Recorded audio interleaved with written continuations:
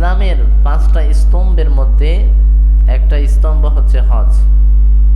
বলেন তো 5টা স্তম্ভ কি কি? কালিমা, নামাজ, রোজা, এরপর কি বলি? যাকাত। মানে জাকাতের শেষে হজরে আগে আনি, এটা সিরিয়াল না। কালিমা, নামাজ, রোজা, হজ, জাকাত। আমরা এইভাবে বলি কিনা বলেন? এভাবে আমরা মুখস্থ করছি, কিন্তু সিরিয়াল এটা না। সিরিয়াল যেটা, এটা হচ্ছে হাদিস থেকে আমরা নিতে হবে। আল্লাহ রাসূল সাল্লাল্লাহু আলাইহি সাল্লাম বলেছেন, বুনিয়াল ইসলাম আলা খামস, শাহাদাতু আল্লা ইলাহা ইল্লাল্লাহ ওয়া আন্না মুহাম্মাদান রাসূলুল্লাহ ওয়া ইকামিস সালাহ ওয়া ইতাইজ যাকাত ওয়াল হজ। ঠিক আছে?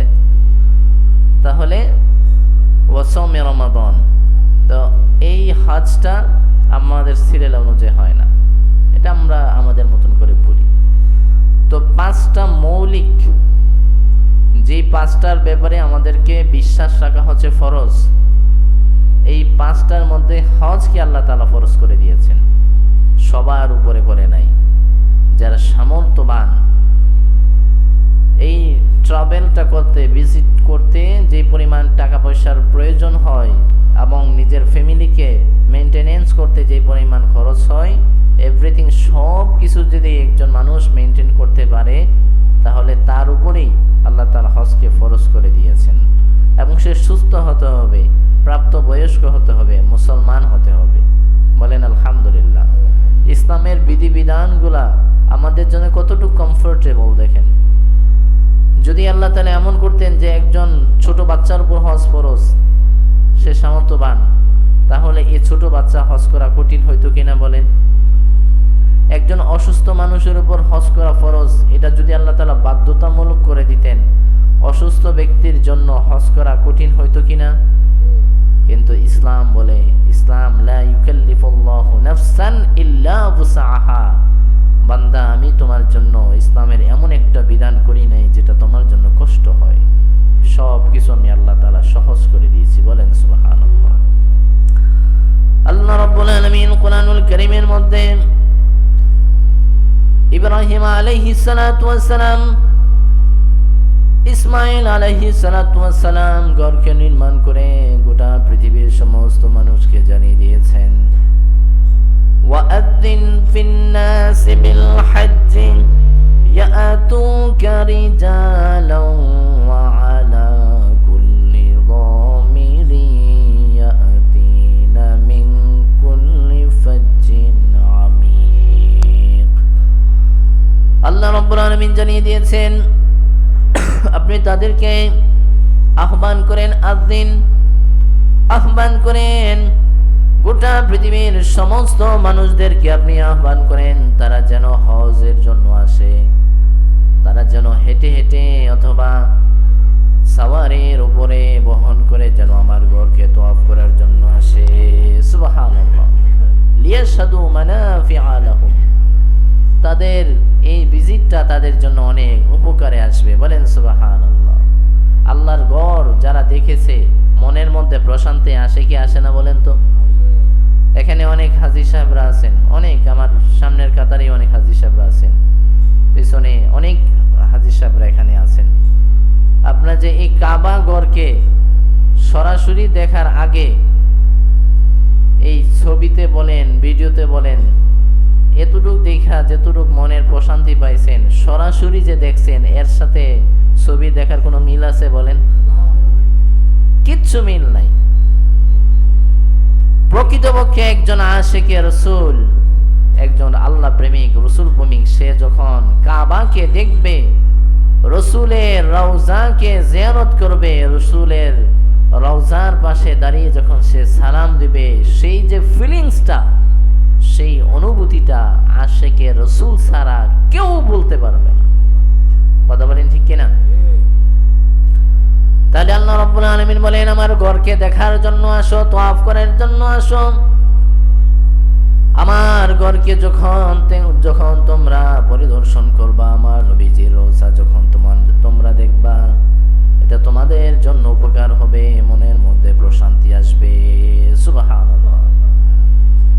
বহুত মানুষ আছে হজ করার পর, উমরা করার পর তাদের জীবনের মধ্যে চেঞ্জ আসছে।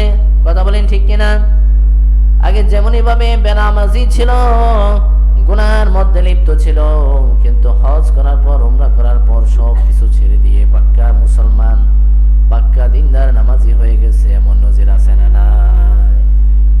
তাহলে এটা আল্লাহ তাআলার বড় একটা নিয়ামত, বড় একটা রহমত, যে আল্লাহর ঘরকে দেখে অন্তরের মধ্যে এমন ভয় ঢুকেছে, এমন ফিলিংস ঢুকেছে, ভালোবাসা জেগেছে, সে আর গুনাহ করতে মন চায় না।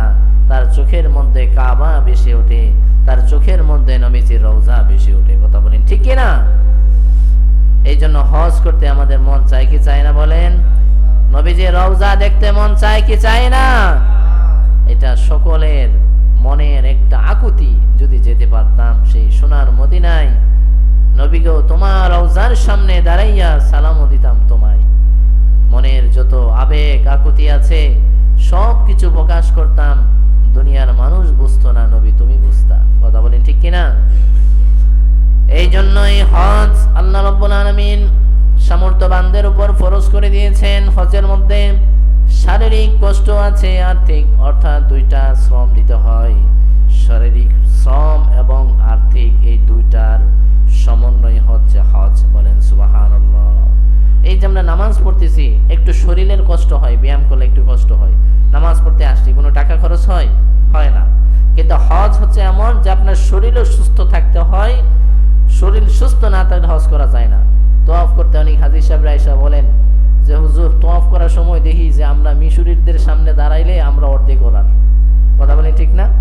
দেখা যায় যে আমাদের থেকে তারা 1.5 হাত লম্বা, এমন সুঠাম দেহের অধিকারী শক্তিশালী মানুষ। মানে আল্লাহ তাআলা মনে তখন আলাদা এক্সট্রা শক্তি দিয়েছে, নাই তো তওয়াফ করা সম্ভব ছিল না। কথা বলেন ঠিক না? তাহলে তাদের তুলনায় আমাদের বাংলাদেশের মানুষ তো অনেক উইক, অনেক দুর্বল। কিন্তু আল্লাহ তাআলা হইতে পারে মহাব্বতের কারণে আলাদা এক্সট্রা এনার্জি দিয়েছেন, যে তখন বাংলাদেশের মানুষের জন্য পসিবল। সুবহানাল্লাহ। তাহলে হজ করার জন্য শারীরিক সামর্থ্য, এবিলিটি দরকার এবং ফিনান্সিয়াল সাপোর্ট দরকার। এই দুইটার কমিউনিকেশনে হজ করা সম্ভব, অন্যথায় সম্ভব না। আর দুইটার যখন আপনার এবিলিটি থাকবে তখনই আপনার উপর হজ ফরজ হবে। তাহলে এই হজ আমাদের জীবনে অনেক পরিবর্তন নিয়ে আসতে পারে। হজ যখন বান্দা করে তখন তার জীবনটা একেবারেই গুনাহমুক্ত হয়ে যায়।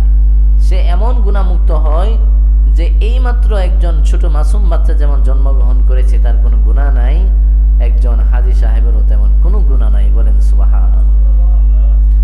আল্লাহ নবী সাল্লাল্লাহু আলাইহি ওয়াসাল্লাম বলেছেন, মান হাজ্জা ফালাম ইয়ারফুস ওয়া লাম ইয়াফসুক রাজআ কায়াউমিন ওয়ালাদাতু উম্মুহু। যে ব্যক্তি হজ করেছে, কোনো পাপাচারে লিপ্ত হয় নাই, সে ব্যক্তির জীবনটা একজন নিষ্পাপ মাসুম বাচ্চার মতো মাসুম হয়ে যায়। সুবহানাল্লাহ। যে হজ করে এসেছে, উমরা করেছে, সেই ব্যক্তিটা এত মাসুম হয়, একজন ছোট মাসুম বাচ্চা আজকে জন্মগ্রহণ করেছে, সে যেমন আল্লাহর দরবারে একেবারে মাসুম, কোনো গুনাহ নাই, তার গুনার খাতা খোলা হয় নাই, লেখা হয় নাই, একজন হাজী সাহেবের জীবনটা তেমন গুনাহমুক্ত, নিষ্পাপ মুক্ত হয়ে যায়, নিষ্পাপ হয়ে যায়। বলেন সুবহানাল্লাহ।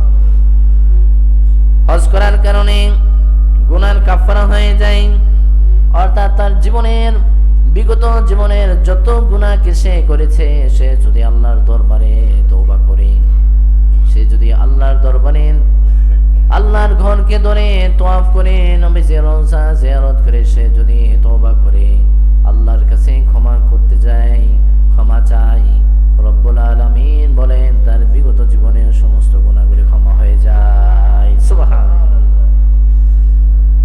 আল্লাহ রব্বুল আলামিন হজকারীদের জন্য কত বড় প্রতিদান রেখেছেন, এত বড় প্রতিদান আল্লাহ রব্বুল আলামিন রেখেছেন। আল্লাহ তাআলা, আল্লাহ রাসূল সাল্লাল্লাহু আলাইহি ওয়াসাল্লাম বলেছেন, হজকারীর দলদের প্রতিদান হচ্ছে জান্নাত। সুবহানাল্লাহ। যারা হাজী সাহেব, তাদের হজ যদি কবুল হয়ে যায়, তাহলে তাদের প্রতিদান কি হয়? জান্নাত হয়ে যায়। লাইসা লাহু জাযাউন ইল্লাল জান্নাহ।